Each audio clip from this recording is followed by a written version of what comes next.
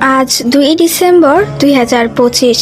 গত বছর ঠিক আজকের এই দিনে ছোট্ট একটা প্রাণীর মৃত্যুর খবর পুরো আর্মি ফ্যান্ডমকে কাঁদিয়েছিল। 2024 নিয়ে গেল একটা প্রাণ আর দিয়ে গেল হাজারো কষ্ট। দেখতে দেখতে আজ একটা বছর কেটে গেল। এভাবে দেখতে দেখতে হাজারো বছর কেটে যাবে, কিন্তু ইয়নচান বেবি, তুমি আমাদের মনের একই জায়গায় থেকে যাবে, এক টুকরো ভালোবাসার স্মৃতি হয়ে। সবশেষে একটাই কথা বলতে চাই তোমার উদ্দেশ্যে, we miss you so much Yeonjun baby.